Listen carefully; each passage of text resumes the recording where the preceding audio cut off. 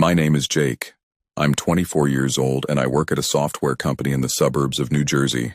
I'm not the kind of guy who goes out much. I spend most of my evenings at home eating takeout, watching YouTube, and scrolling through my phone. So when I downloaded a popular dating app last spring, I told myself it was just for fun, just to see what was out there, just to maybe, finally, meet someone. I never expected that one match would turn into the worst night of my life. It started on a Tuesday evening. I was lying on my couch, swiping through profiles like I always did, when I came across her. Her name was Ashley. Her photos were stunning, long brown hair, a warm smile, and eyes that looked kind and playful at the same time. Her bio said she liked hiking, horror movies, and coffee shops. I thought, she sounds like my kind of person. I sent her a message. She replied almost immediately, which surprised me. We started talking, and she was charming and funny. She asked me questions about myself, laughed at my jokes, and seemed genuinely interested. After 2 days of chatting, she suggested we meet up. "There's this cool little restaurant in downtown Brooklyn I've been wanting to try," she typed. "Want to check it out together?" My heart jumped.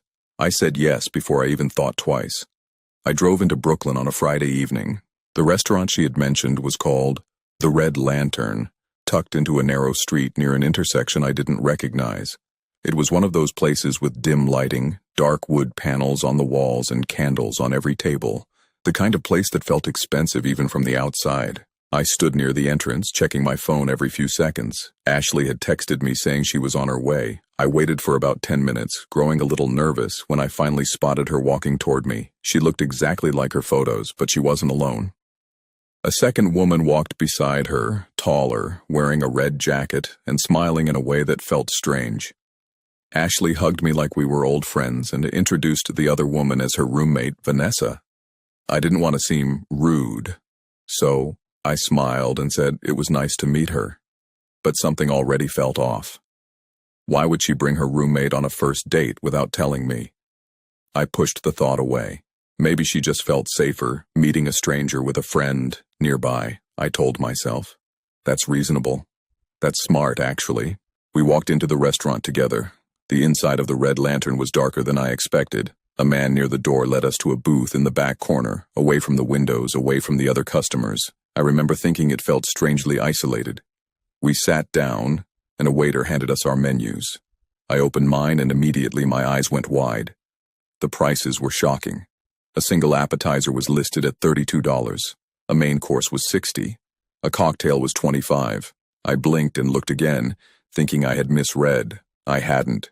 Before I could say anything, Ashley reached across the table and pointed at items without even glancing at me. "Oh, we should get this. And this. Ooh, and definitely this one." She was rattling off dishes quickly, one after another, like she already knew exactly what she wanted. Vanessa nodded along enthusiastically, adding 2 more items on top of that. I counted in my head as she ordered 4 dishes, 3 drinks, an appetizer platter, and a dessert. I did the rough math and felt my stomach drop. This is going to be well over $300. "Hey," I said carefully, trying to keep my voice light.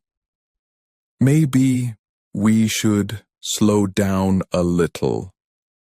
Some of this is pretty pricey." Ashley laughed softly and waved her hand. "Don't worry about it. Let's just enjoy the night." But I was worried.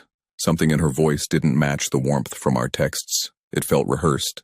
It felt like she had said those exact words before in this exact restaurant to someone else sitting exactly where I was sitting now. The food arrived in waves.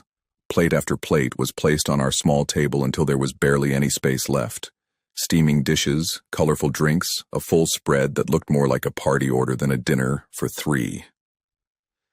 Ashley and Vanessa dug in immediately, laughing, taking bites, acting completely relaxed, like 2 people who had done this many times before and had absolutely nothing to worry about. I barely touched anything. I kept looking at the table, mentally adding up the numbers, my appetite completely gone, but I stayed calm. I told myself I would sort it out at the end. Maybe I could talk to the waiter, maybe I could explain. I didn't want to cause a scene.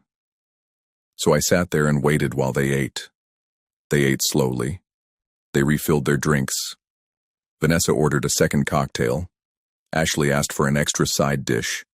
They chatted with each other about things I wasn't part of, inside jokes, names I didn't know, places I had never been. I felt invisible at my own table. At one point, Ashley turned to me with that warm smile and said, "I'm so glad we did this. You're really sweet, Jake." I smiled back and said thank you, but my eyes were already drifting toward the front counter. After nearly an hour, the plates were mostly empty.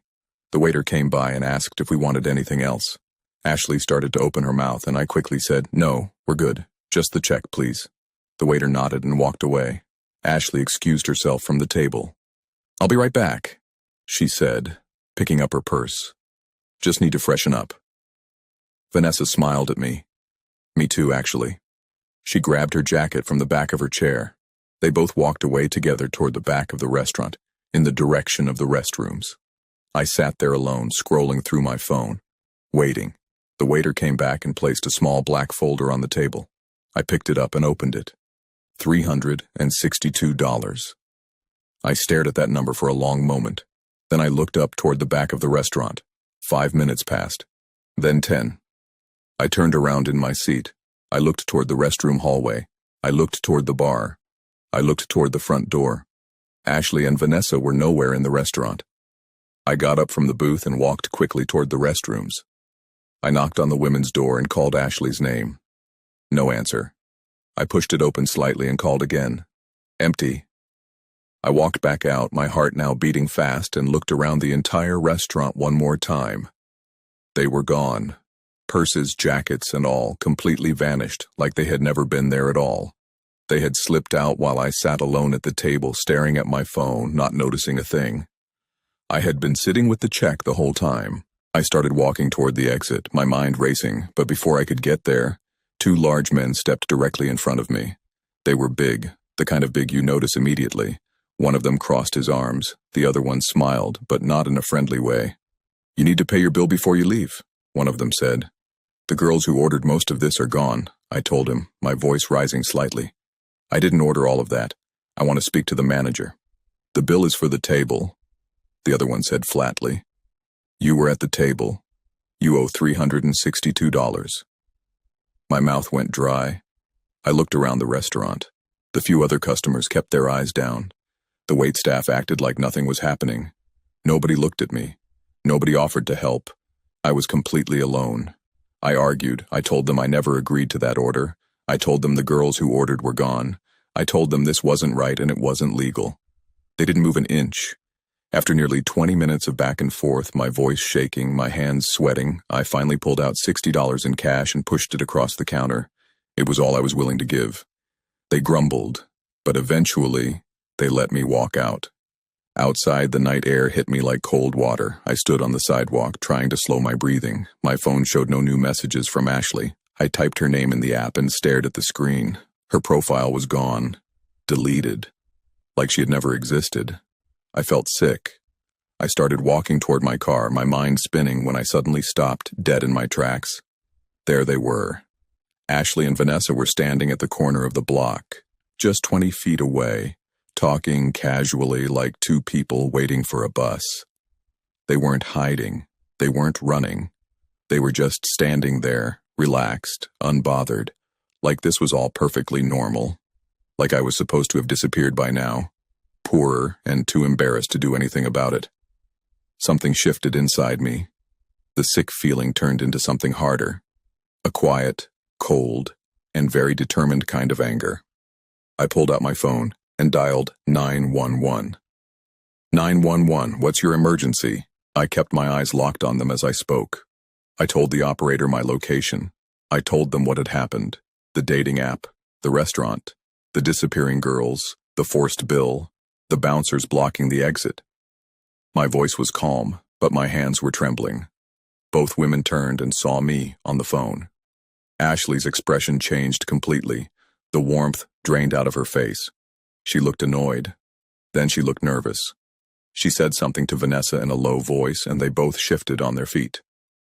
Within minutes, a police cruiser rolled slowly down the block and stopped nearby. 2 officers stepped out. Here is where things got worse. The moment the officers appeared, several men came pouring out of the restaurant behind me. 3, then 4, Then, 5 of them.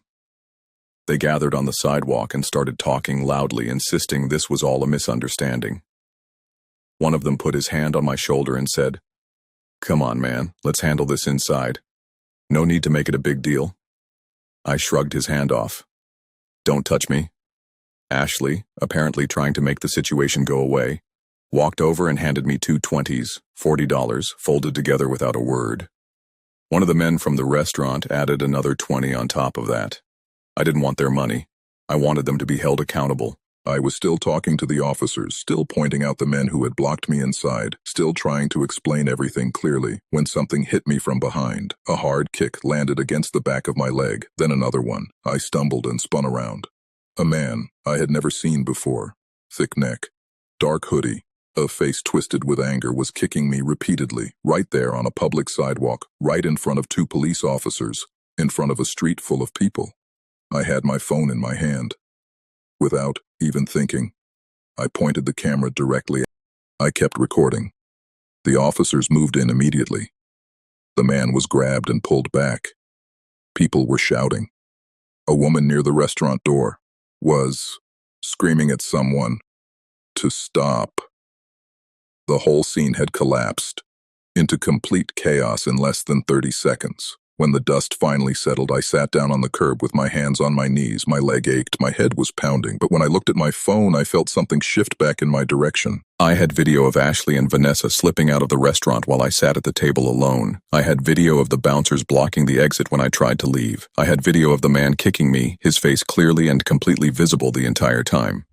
I had the 911 call logged with a timestamp. I had every single message from my conversation with Ashley on the app, right up until her profile silently disappeared. The next day, I posted everything online. I wrote out the full story and uploaded the videos. Within hours, thousands of people had seen it. One person commented that the exact same thing had happened to them at the very same restaurant 2 years earlier, except their bill had been over $400 and no one had stepped in to help. Another person told me to take everything straight to the police station and file a formal report without waiting. A third person said they recognized one of the men in my video from a similar scam that had been reported in a completely different part of the city. I wasn't the first victim. I wouldn't be the last, unless someone did something about it. I want to tell you something before I finish, and I want you to remember it, whether you are 10 years old or 40. The internet can be a wonderful place to connect with people. Dating apps have helped real people find real friendships and real love. But there are people out there who use these tools as weapons. They build fake profiles with stolen photos. They pick targets who seem lonely or trusting. They run the same script over and over, at the same restaurants, with the same disappearing act, on a new victim every single weekend. The trap in my case was a pretty face and a friendly conversation. The bait was the promise of a good evening out. And the jaws of that trap were a dark restaurant, a carefully planned order, 2 women who vanished like smoke, and a group of men waiting at the door to make sure I paid for all of it. I got lucky. I kept my head. I held on to my phone and I kept recording even while someone was hurting me. But I was scared, more scared than I have ever been in my entire life. So here is what I want you to carry with you after reading my story. If someone you meet online invites you somewhere unfamiliar, look the place up first. Tell a friend or a family member exactly where you are going and when to expect you back. Keep your phone charged, and if something feels wrong the moment you walk through that door, trust that feeling completely. It is almost always telling you the truth. The darkness doesn't always announce itself. It doesn't always look frightening from the outside. Sometimes it looks like a warm smile on a phone screen. Sometimes it slides into the seat across from you, orders the most expensive thing on the menu, laughs at your jokes, and then quietly disappears before the check arrives. And by the time you realize what happened, you're already holding the bill.